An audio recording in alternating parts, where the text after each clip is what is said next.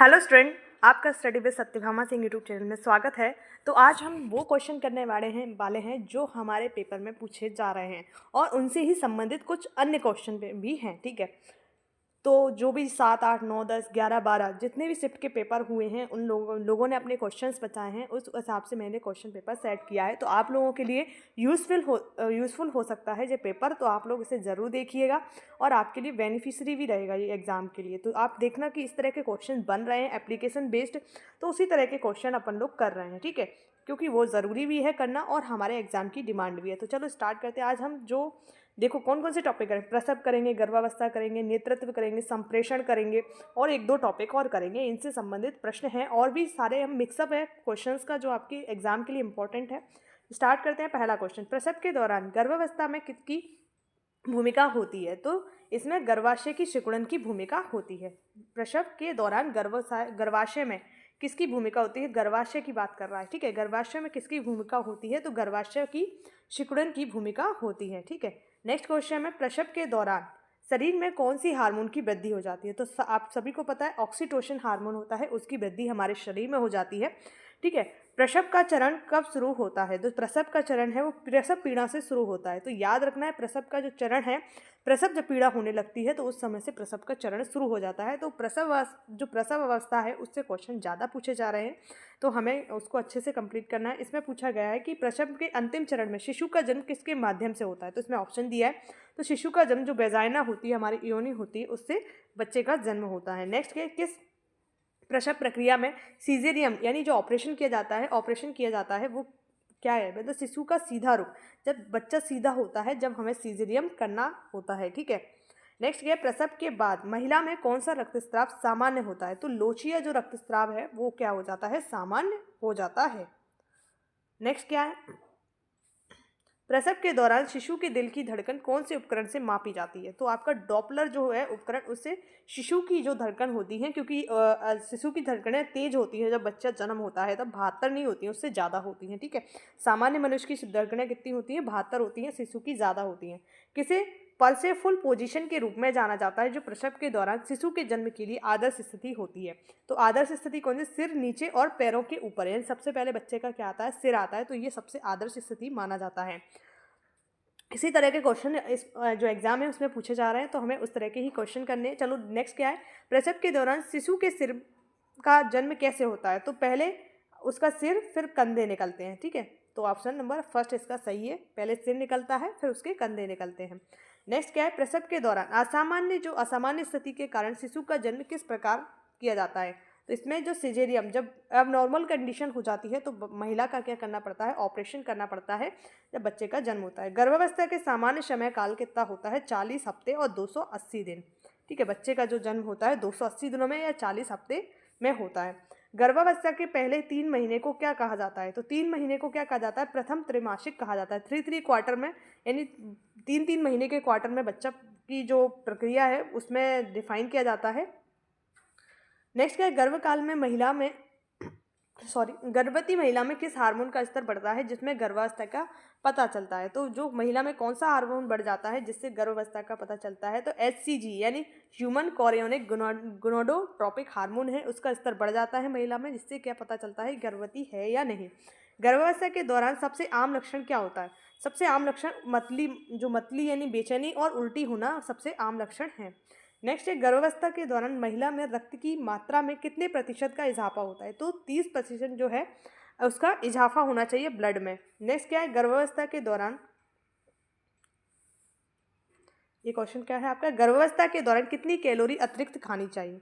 तो वो कैलोरी है वो 300 कैलोरी है, वो एक्स्ट्रा महिला को खाना जरूरी है ताकि बच्चे को न्यूट्रिशन मिले। गर्भावस्था में कौन सा विटामिन महत्वपूर्ण होता है जो भ्रूण की तंत्र के विकास के लिए जरूरी होता है? तो फॉलिक एसिड, विटामिन B9 है, वो फॉलिक एसिड की गोलियां महिला को दी जाती हैं, इससे बच्चे को आयरन की कमी और फॉलिक की कमी नहीं होती है। ठीक है, गर्भावस्था के दौरान कौन सी बीमारी गर्भवती महिला के लिए जोखिमपूर्ण हो सकती है? तो हाई ब्लड प्रेशर है वो महिला के लिए क्या हो सकता है? जोखिमपूर्ण हो सकता है। नेक्स्ट क्या है, गर्भावस्था के दौरान कौन सा टेस्ट गर्भस्थ शिशु की स्थिति का आकलन करने के लिए किया जाता है? तो जो शिशु है उसकी स्थिति की जांच करने के लिए क्या किया जाता है? ऑप्शन नंबर फर्स्ट एमनियोसेंटिस नाम का टेस्ट है वो किया जाता है। इससे बच्चे की जो स्थिति है उसके बारे में पता चलता है। तो इस तरह के क्वेश्चन आपको अच्छे लग रहे होंगे, नए क्वेश्चन है बिल्कुल सबसे हटके। नेक्स्ट क्या है, गर्भावस्था के दौरान किस प्रकार का शारीरिक गतिविधि की सलाह दी जाती है? तो हल्की फुल्की शारीरिक गतिविधि यानी थोड़ा थोड़ा व्यायाम करो, उससे क्या होता है नॉर्मल कंडीशन में बच्चा आपका होगा। नेक्स्ट क्या है, नेक्स्ट नवजात शिशु के लिए पहला टीका कौन सा है? तो बीसीजी, जब बच्चे का जन्म होता है जब ही ये बीसीजी का टीका लगा दिया जाता है, ठीक है, ताकि बच्चे, इसका जो फुल फॉर्म है बैसिलस कैलमेट ग्वेरिन, ये 2017 में पूछा गया है आपका, सेम टू सेम क्वेश्चन, ठीक है। नेक्स्ट क्या है, नवजात शिशु को कितने दिनों का स्तनपान करना चाहिए? तो 6 महीने का उसे स्तनपान कराना कंपलसरी है, वैसे 1 साल तक करा सकते हैं पर 6 महीने कंपलसरी है। विटामिन ए की कमी से बच्चों में कौन सा रोग हो जाता है? तो आपको पता है विटामिन ए की कमी से क्या होता है, रतौंधी होता है, और स्कर्वी विटामिन सी से होता है, ठीक है, ध्यान रखना इन चीज़ों को। नेक्स्ट है, बच्चों में आमतौर पर होने वाला संक्रमण क्या है? तो आमतौर पर जो पीलिया हो जाता है, गैस्ट्रो एंटेराइटिस हो जाता है, श्वसन संक्रमण, ये बच्चों में आमतौर पर ये बीमारियां देखने को मिलती हैं। नेक्स्ट है, बालक में डायरिया के इलाज के लिए सबसे महत्वपूर्ण कदम क्या है? तो बच्चों में जो बालक होता है इसमें डायरिया यानी जो उसे दस्त लग जाते हैं, उसके इलाज के लिए सबसे महत्वपूर्ण कारण क्या है? पर्याप्त मात्रा में इलेक्ट्रोलाइट्स का सेवन कराना, ठीक है, तो पानी भी जरूरी है तभी उसमें बच्चा सही होगा। नेक्स्ट है, बच्चों में कुपोषण का मुख्य कारण क्या है? तो उसका जो अपर्याप्त आहार, सबसे बड़ा कारण यही है कि उसे अपर्याप्त आहार मिलता है जिसके कारण कुपोषण होता है। कुपोषण 2 प्रकार का होता है, एक अति खाने से, एक निम्न खाने से, यानी आप ज़्यादा खा रहे हो, बहुत ज़्यादा मोटे हो तो भी कुपोषित हो, और बहुत कम खा रहे हो यानी वो भी तो भी कुपोषित हो। कुपोषण में क्या होता है कि हमें कुपोषित है अगर हम, तो हमें बैलेंस डाइट लेनी चाहिए। बैलेंस डाइट यानी हमारे भोजन में वसा है, कार्बोहाइड्रेट है, प्रोटीन है, विटामिन है, मिनरल्स हैं, इनका होना चाहिए, ठीक है, उचित मात्रा में। बच्चों में कब से मसूड़ों के दांत आना, जो मसूड़ों में दांत आना शुरू हो जाते हैं? तो बच्चा 6 से 8 महीने का होता है तो उसके दांत आना स्टार्ट हो जाते हैं, ये क्वेश्चन भी पूछा गया है। नेक्स्ट है, कौन सा टीका बच्चों के लिए पीलिया से सुरक्षा प्रदान करता है? जो पोलियो है, पोलियो, ये कार्यक्रम 1995 में चला था और ये ओरल पोलियो वैक्सीन है जिसमें 2 बूंद आपको पिलाई जाती है, ठीक है। नेक्स्ट है, बच्चों में खसरा का मुख्य लक्षण क्या है? तो खसरा जो होता है आपको पता है क्या होता है, बुखार और लाल चकत्ते बॉडी पर हो जाते हैं। तो इस तरह के क्वेश्चन भी बन सकते हैं। खसरा पूछ लिया, ये नहीं पूछा कि किससे होता है, ये पूछ लिया डायरेक्ट किसका के प्रभाव का है, तो इस तरह का क्वेश्चन भी आप देखेंगे, ठीक है। तो हमें हर तरह से तैयार रहना है अपने एग्जाम के लिए, कैसे भी क्वेश्चन आए बस हम सही करें, ठीक है। बच्चों में आंत्रकृमि गोलीय संक्रमण से बचने के लिए किस उपाय का पालन करना चाहिए? तो इसमें साफ हाथ धोना चाहिए, ठीक है। नेक्स्ट क्या है, भारत में बाल श्रम को समाप्त करने के लिए कौन सा कानून बनाया गया है? तो भारत में जो बाल श्रम को समाप्त करने के लिए कौन सा कानून बनाया गया है? तो बाल श्रम निषेध अधिनियम है, निषेध और नियमन अधिनियम है। इसका ईयर आप लोग कमेंट करेंगे कि इसका ईयर क्या है, ठीक है। इससे आप लोग भी चीज़ें देखेंगे कि आपको याद है क्या नहीं, मैं तो बता दूंगी, फिर आप लोगों को कैसे सीखना है, तो आप लोगों को भी याद रखना है। अब तो एग्जाम बहुत नज़दीक है, कुछ लोगों का कल होगा, कुछ लोगों का परसों होगा, ठीक है। नेक्स्ट है, किशोर न्याय, बालकों की देखभाल और संरक्षण अधिनियम 2015 के तहत बालकों की कितनी उम्र कितनी मानी जानी चाहिए? तो 18 वर्ष से जो कम है वो आपके किशोर न्याय के अंतर्गत आते हैं, किशोर आते हैं, बच्चे आते हैं, ठीक है। नेक्स्ट है, भारत में बालकों के अधिकारों की रक्षा के लिए कौन सी संस्था जिम्मेदार है? तो राष्ट्रीय बाल अधिकार संरक्षण आयोग, ठीक है। कौन है? राष्ट्रीय बाल अधिकार संरक्षण आयोग। नेक्स्ट है, बालकों के खिलाफ शारीरिक और मानसिक शोषण से निपटने के लिए कौन सा कानून लागू है? तो बच्चों के लिए जो पॉस्को एक्ट है, जो protection of children from sexual offences अधिनियम है, 2012 का एक्ट है ये। नेक्स्ट क्या है, भारत में बाल विवाह के खिलाफ कौन सा कानून लागू है? तो बाल विवाह के खिलाफ है जो बाल विवाह निषेध अधिनियम 2006, ठीक है। कौन सा? बाल विवाह निषेध अधिनियम 2006। नेक्स्ट है, भारत में किशोर न्याय, बालकों की देखभाल और संरक्षण अधिनियम 2015 के तहत किस उम्र में बच्चे को किशोर माना जाता है? तो 18 वर्ष की उम्र के बच्चे को क्या माना जाता है? किशोर। उसके ऊपर तो वो फिर बालिग हो जाता है।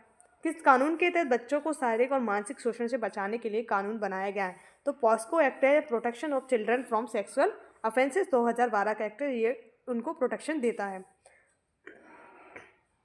नेक्स्ट है, भारत में बच्चों के लिए शिक्षा का अधिकार किस अधिनियम के तहत सुनिश्चित किया गया? तो शिक्षा का अधिकार अधिनियम 2009 का है और 1 अप्रैल को ये लागू हुआ था, ये भी याद रखना है। कब? 2010 को, ठीक है। 9 का अधिनियम है, 10 में लागू हुआ। किशोर न्याय अधिनियम 2015 के तहत गंभीर अपराध करने वाले बच्चे की उम्र क्या मानी जाती है? तो 14 से 18 वर्ष के बीच में किशोर न्याय के तहत गंभीर अपराध करने वाले बच्चे की उम्र क्या मानी जाती है? 14 से 18 वर्ष के बीच में। नेक्स्ट क्या है, पॉस्को अधिनियम के तहत बच्चे के साथ यौन शोषण करने पर दंड है तो आपकी 10 साल से आजीवन की सज़ा हो सकती है प्लस मृत्यु दंड भी हो सकता है अगर 12 साल से नीचे के बच्चे के साथ आप इस तरह के कृत्य करते हैं तो। ठीक है, जनरल इसमें नहीं दिया है तो हम यही आंसर लिखेंगे सी। अब अनाथ जो निःशक्त बच्चे हैं उनके बारे में देख लेते हैं। भारत में अनाथ बच्चों के अधिकार की रक्षा करने के लिए कौन सा कानून है, तो इसमें है किशोर न्याय अधिनियम 2015, यानी उनकी रक्षा करने के लिए यही कानून है। ठीक है, नेक्स्ट है अनाथ और बेसहारा बच्चों को किस योजना के तहत सहारा प्रदान किया जाता है, केंद्रीय अनाथालय योजना के तहत। नेक्स्ट है अनाथ बच्चों के लिए राज्य सरकार द्वारा स्थापित संस्था क्या है, तो अनाथालय राज्य सरकार द्वारा स्थापित संस्था है। नेक्स्ट है भारत में अनाथ बच्चों के लिए कौन सा काम करता है, मतलब कौन सा आयोग काम करता है, आयोग पूछा जाता है तो राष्ट्रीय बाल अधिकार संरक्षण आयोग।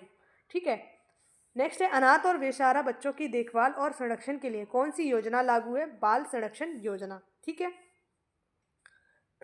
तो आपको क्वेश्चन अच्छे लग रहे होंगे। नए क्वेश्चन है, किस कानून के तहत अनाथ बच्चों के लिए देखभाल और पुनर्वास की व्यवस्था की जाती है, तो किशोर न्याय अधिनियम 2015 के तहत। ठीक है, भारत में अनाथ बच्चों के लिए प्राथमिक शिक्षा की व्यवस्था कौन करता है, तो एनजीओ और अनाथालय होते हैं वो प्राथमिक शिक्षा एवं प्राइमरी एजुकेशन की व्यवस्था करते हैं। किस योजना के तहत अनाथ बच्चों के लिए शिक्षा, पोषण, चिकित्सा और सेवाओं की व्यवस्था की जाती है, तो राष्ट्रीय बाल संरक्षण योजना के तहत। ठीक है, नेक्स्ट है अनाथ और बेसहारा बच्चों के लिए कानूनी गारंटी क्या प्रदान की जाती है, तो सभी उपयुक्त, यानी शिक्षा का अधिकार, स्वास्थ्य का अधिकार, पुनर्वास का अधिकार, ये तीनों चीज़ें उन्हें प्रदान की जाती हैं। भारत में अनाथ बच्चों के लिए कौन सा संगठन पुनर्वास और सुरक्षा प्रदान करता है, तो भारत में है चाइल्ड वेलफेयर कमेटी है, वो करती है। इंटरनेशनल पर यूनिसेफ है, इसका हेडक्वार्टर कहाँ है, न्यूयॉर्क में है। ठीक है, याद रखना है, 1946 में इसकी स्थापना हुई थी। नेक्स्ट है भारत में निःशक्त जन अधिकार अधिनियम कब पारित हुआ था, तो ये मोस्ट इंपॉर्टेंट है। 1995 में भारत में क्या हुआ था, निःशक्त जन अधिकार अधिनियम पारित हुआ था। नेक्स्ट है भारत में निःशक्त जनों के अधिकारों की सुरक्षा करने वाला कौन सा संगठन है, तो राष्ट्रीय विकलांगता आयोग है, ये आपका इनके अधिकारों की रक्षा करता है। नेक्स्ट है भारत में किस अधिनियम के तहत विशेष रूप से विकलांग व्यक्तियों के लिए शिक्षा का प्रावधान है, तो ये हमारा विकलांग व्यक्तियों के अधिकार अधिनियम में उनके लिए स्पेशल एजुकेशन की व्यवस्था की गई है। नेक्स्ट है विकलांगता के कितने प्रकार भारत में मान्य है, तो 21 प्रकार भारत में मान्य है। ठीक है, नेक्स्ट है इंक्लूसिव शिक्षा का मतलब क्या होता है, तो इंक्लूसिव शिक्षा का मतलब ये क्वेश्चन पूछा गया है सभी बच्चों को एक समान शिक्षा देना, यानी किसी भी शिक्षा में उनके साथ भेदभाव नहीं किया जाएगा और एक जैसी उनको शिक्षा दी जाएगी। विकलांग व्यक्तियों के लिए भारत सरकार ने कौन सी योजना शुरू की है, तो बताइए इसमें से कौन सी योजना विकलांग बच्चों के लिए शुरू की गई है, तो दिव्यांगजन सशक्तिकरण योजना है, ये भारत सरकार के द्वारा इनके लिए चालू की गई है। ठीक है, नेक्स्ट क्या है भारत में विकलांग व्यक्तियों के लिए किस मंत्रालय की जिम्मेदारी दी गई है, तो जो विकलांग बच्चों की देखरेख कौन करता है, सामाजिक न्याय और अधिकारिक मंत्रालय करता है। नेक्स्ट है किस अधिनियम के तहत विकलांग व्यक्तियों को सामाजिक सुरक्षा और अधिकार प्राप्त होते हैं, तो वो क्या है, विकलांग आपका व्यक्तियों के अधिकार अधिनियम 2016 के तहत। ठीक है, याद रखना है जो किस अधिनियम के तहत विकलांग व्यक्तियों को सामाजिक सुरक्षा का अधिकार दिया गया है, तो विकलांग व्यक्तियों के अधिकार अधिनियम 2016, यानी इसमें संशोधन किया था उसके बाद। नेक्स्ट है भारत में विकलांग व्यक्तियों के लिए सर्वश्रेष्ठ रोजगार अवसर कौन सी योजना के तहत दिए जाते हैं, तो राष्ट्रीय स्वरोजगार योजना के तहत, यानी सी इसका आंसर होगा। ठीक है, भारतीय मानवाधिकार आयोग द्वारा विकलांग व्यक्तियों के अधिकारों की निगरानी किस तहत की जाती है, किसके तहत की जाती है, तो उपयुक्त सभी, यानी आयोग की रिपोर्ट, व्यक्तिगत शिकायतों का जागरूकता कार्यक्रम, इन सभी के तहत विकलांग व्यक्तियों के अधिकारों की निगरानी की जाती है।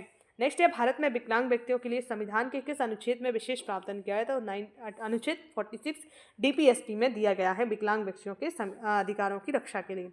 नेक्स्ट है विकलांग व्यक्तियों के लिए भारत सरकार द्वारा बनाई गई प्रमुख योजना क्या है, तो दिव्यांगजन सशक्तिकरण योजना है, ऑप्शन नंबर सी।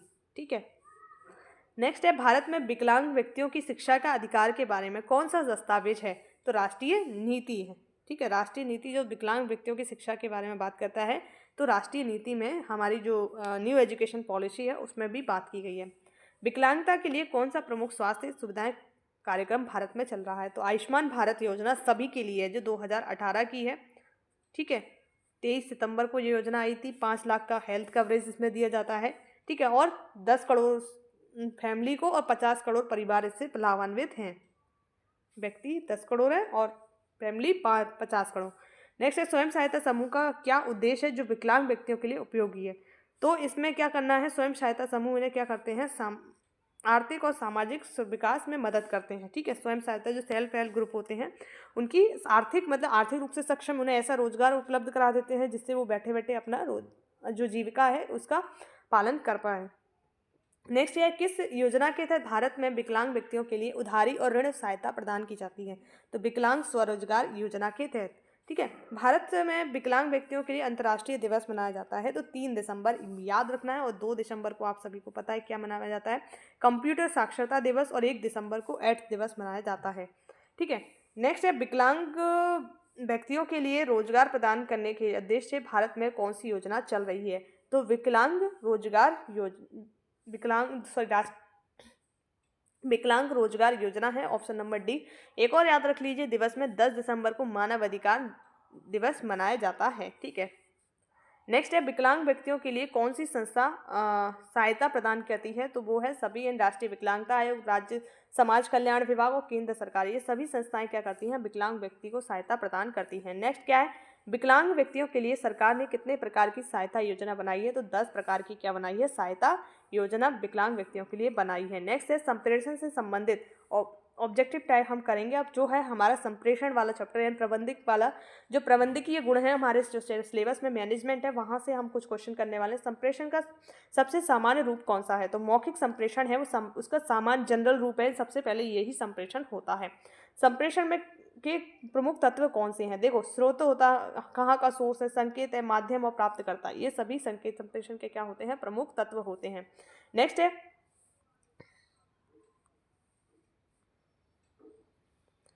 देखो, मौखिक संप्रेषण में कौन सा माध्यम उपयोग किया जाता है। तो शब्द, यानी हम शब्दों का प्रयोग करके क्या कर सकते हैं, मौखिक संप्रेषण कर सकते हैं। नेक्स्ट है संप्रेषण प्रक्रिया में शोर का क्या मतलब है। संदेश की स्पष्टता में रुकावट आना, नॉइस जो होती है संदेश की स्पष्टता में क्या कर देती है, रुकावट पैदा कर देती है। तो इस तरह का क्वेश्चन भी पूछे जा रहे हैं। ठीक है, संप्रेषण की कौन सी विधि किसी संदेश को लिखित रूप से प्रस्तुत करती है। तो लेखन संप्रेषण है। कुछ क्वेश्चन का आंसर तो उनके क्वेश्चन में ही छुपा रहता है, तो लेखन संप्रेषण इसका आंसर है।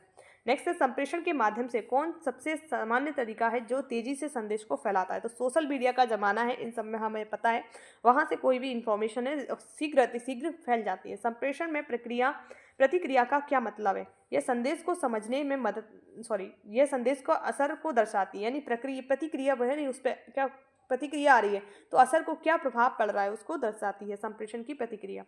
संप्रेषण के किस प्रकार से व्यक्ति सीधे एक दूसरे से बात कर सकते हैं। तो एक दूसरे से बात कर सकते हैं व्यक्तिगत संप्रेषण के द्वारा, आमने सामने के संप्रेषण हो गया, फोन कॉल पर संप्रेषण हो गया। ठीक है, संप्रेषण का मार्ग किसे कहा जाता है। जो संप्रेषण का मार्ग क्या होता है, मीडियम, यानी मध्यम, जो माध्यम होता है जहां से संप्रेषण होता है उसे क्या कहा जाता है, मीडियम कहा जाता है।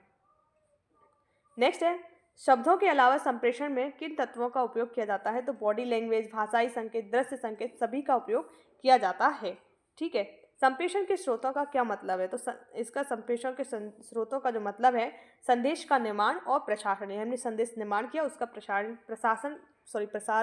कर दिया, यानी भेज दिया जिसको हमें भेजना था, जिसके साथ संप्रेषण करना था। नेक्स्ट है संप्रेषण के माध्यम का मतलब क्या है। तो संप्रेषण का जो माध्यम है उसका मीडियम क्या है, संदेश के माध्यम द्वारा प्रसार होना, संदेश के जो माध्यम होता है उसके द्वारा क्या होता है, प्रसार होता है। नेक्स्ट क्या है, वर्णात्मक संप्रेषण किस प्रकार से संप्रेषण में आता है। तो वर्णात्मक जो होता है, जो हम वर्ण यानी लिखित होता है, तो लिखित यानी वर्ण जो अक्षर से संबंधित आ रहा है, तो क्या होता है, लिखित संप्रेषण।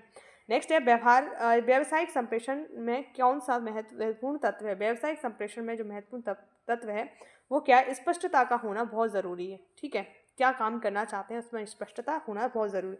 संप्रेषण के दौरान शब्दों का सही चयन क्यों जरूरी है। तार्किक संदेश के उद्देश्य को समझा जा सके, ताकि संदेश प्रभावी रूप से पहुंच सके, ताकि श्रोताओं का ध्यान आकर्षित हो सके, उपयोग सभी जरूरी है। नेक्स्ट है शरीर भाषा किस प्रकार का संप्रेषण है। तो गैर मौखिक संप्रेषण है, यानी यहाँ पे हम अदृश्य भी होता तो अदृश्य लगाते, पर गैर मौखिक संप्रेषण है। नेक्स्ट है संप्रेषण में संदेश का क्या अर्थ होता है। तो संदेश का जो अर्थ होता है वो क्या है, वह सूचना या विचार जो संप्रेषण द्वारा भेजे जाते हैं वो क्या है, संदेश का अर्थ होता है। नेक्स्ट है किस प्रकार के संप्रेषण में शारीरिक गतिविधियां और चेहरे के हाव भाव महत्वपूर्ण होते हैं, तो गैर मौखिक संप्रेषण में ये महत्वपूर्ण होते हैं।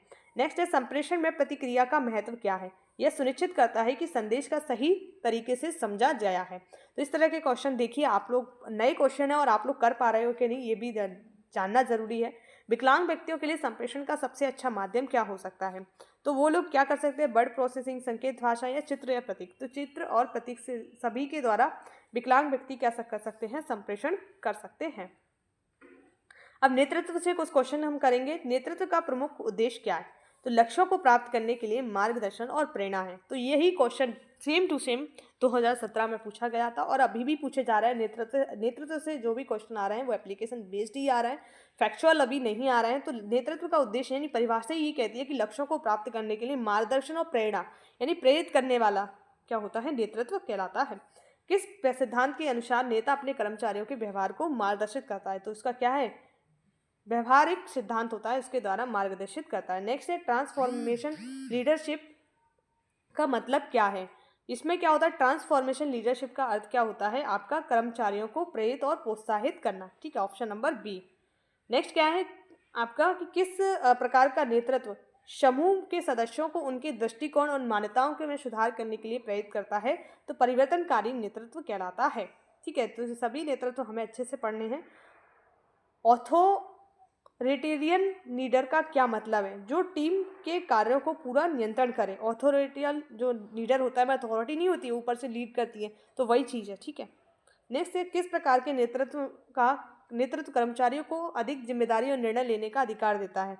तो वो कौन सा देगा आप बताइए इसमें से? तो वो है आपका लोकतांत्रिक नेतृत्व, क्योंकि लोकतांत्रिक नेतृत्व एक ऐसा नेतृत्व है जो सभी लोगों को अपनी बात और कहने का और निर्णय लेने का अधिकार देता है। एक अच्छा नेता किस प्रकार से अपनी टीम के साथ संवाद करता है? तो दो तरफा यानी वन वे कम्युनिकेशन नहीं होना चाहिए, आमने सामने का कम्युनिकेशन होना चाहिए, दो तरफा यानी वहाँ से भी रिस्पॉन्स मिलना चाहिए। तो एक अच्छा नेता ये सब चीज़ें करता है। ठीक, लेसी फेयर नेतृत्व की विशेषता क्या है? लेसी फेयर हमने देखा ना कि टीम को स्वतंत्र रूप से काम करने की अनुमति देना, यानी उन्हें किसी तरह का रोक टोक नहीं करना, लेसी फेयर जो होता है नेतृत्व कहलाता है। किस प्रकार के नेतृत्व में कार्यकुशलता उत्पादन में वृद्धि को बढ़ाता है? तो परिवर्तनकारी जो नेतृत्व होता है इसमें कार्यकुशलता बढ़ती है और उत्पादन में वृद्धि होती है। नेक्स्ट है, सर्वश्रेष्ठ नेतृत्व सिद्धांत के अनुसार नेतृत्व का सबसे अच्छा तरीका है। तो सबसे अच्छा तरीका क्या है? कर्मचारियों को प्रेरित करो और प्रोत्साहन करना सबसे अच्छा तरीका है नेतृत्व का, सर्वश्रेष्ठ नेतृत्व सिद्धांत का। नेक्स्ट क्या है, किस लीडरशिप शैली में नेताओं द्वारा निर्णय जल्दी लिया जाता है और कर्मचारियों को सलाह नहीं ली जाती है? कर्मचारियों को सलाह नहीं ली जाती है, तो ऑथोरिटेरियन नेतृत्व कहलाता है। इसमें लीडरशिप शैली में नेताओं का निर्णय जल्दी होता है क्योंकि वही निर्णय लेते हैं, कर्मचारियों की सलाह वो नहीं लेते हैं। ऑथोरिटेरियन नेतृत्व कहा जाता है और जिसमें लिया जाता है सलाह वो लेसी फेयर नेतृत्व कहलाता है। ये अपन ने यहाँ पर देखा ना, कहाँ है क्वेश्चन आपका जी। टीम को स्वतंत्र रूप से काम करने की अनुमति देना, मतलब अपने अनुसार वो काम करती है। ठीक है, अब क्या है, स्ट्रेटेजिक लीडर क्या का अर्थ है? जो स्ट्रेटेजिक जो लीडर होता है उसका क्या अर्थ है? दीर्घकालिक दृष्टिकोण और उद्देश्य का निर्धारण करना है। ठीक है, नेक्स्ट है, आधिकारिक जो नेतृत्व का क्या अर्थ है? इसका अर्थ क्या है? नेताओं का अधिकार किसी विशिष्ट भूमिका से आता है। ठीक है, नेक्स्ट है, किस प्रकार का नेतृत्व कर्मचारियों के आत्मसम्मान और आत्मविश्वास को बढ़ावा देता है? तो ये परिवर्तनकारी नेतृत्व है, उनकी आत्मसम्मान और आत्मविश्वास को बढ़ावा देता है। एक सफल नेता के लिए सबसे महत्वपूर्ण गुण क्या है? विवेक और आत्मविश्वास होना चाहिए, अनुशासन और कड़ी मेहनत होना चाहिए, कर्मचारियों के पर कड़ी नजर होनी चाहिए, ये उनमें होना चाहिए, नेताओं में गुण होना चाहिए। समूह का नेतृत्व किस तरह का नेतृत्व है? तो ये समूह का जो नेतृत्व है वो किस तरह का नेतृत्व है? जब सभी सदस्य एक साथ निर्णय लेते हैं तो समूह का नेतृत्व होता है वो एक तरह का नेतृत्व, यानी सभी को क्या दिया जाता है? भागीदारी दी जाती है। काइजन नेतृत्व किस पर आधारित होता है? संपूर्ण संगठन में निरंतर सुधार के लिए जो काइजन नेतृत्व होता है वो संपूर्ण संगठन में निरंतर सुधार के लिए इंपॉर्टेंट है काइजन नेतृत्व। किस प्रकार के नेतृत्व संगठन में उत्कृष्टता और नवाचार को बढ़ावा देते हैं? जो परिवर्तनकारी नेतृत्व होते हैं, इन समय के अनुसार जिनमें बदलाव हो सकता है, वो क्या देते हैं? नवाचार को और उत्कृष्टता को बढ़ावा देते हैं। ठीक है, संगठन जो नेतृत्व, किस प्रकार के नेतृत्व में विचार और प्रतिक्रिया सबसे अधिक होती हैं? ऐसा कौन सा नेतृत्व है जिसमें विचार और प्रतिक्रिया अधिक होती हैं? तो वो लोकतांत्रिक नेतृत्व है कि यहाँ पर सभी को अपने विचार रखने का अधिकार दिया जाता है। नेक्स्ट है, किस लीडरशिप शैली में नेता को सशक्त बनाने के लिए कर्मचारियों को स्वायत्तता दी जाती है? तो लेसी पेयर नेतृत्व, ये याद रखना है, अलग क्वेश्चन है और इम्पॉर्टेंट क्वेश्चन है। आप लोगों ने कहीं से भी पढ़ा होगा तो आप लोगों ने इसका आंसर क्वेश्चन देखा होगा, नहीं देखा होगा तो आप इसे रट लीजिए। लेसी फेयर नेतृत्व क्या होता है? सभी कर्मचारी को स्वायत्तता प्रदान करता है। ठीक है, अगर आपको वीडियो अच्छी लगी तो प्लीज़ लाइक चैनल सब्सक्राइब कीजिए, और आप एंड तक बने हैं तो आप चैनल को शेयर भी कर सकते हैं। और जय हिंद, जय भारत, आप सभी का एग्ज़ाम अच्छा हो।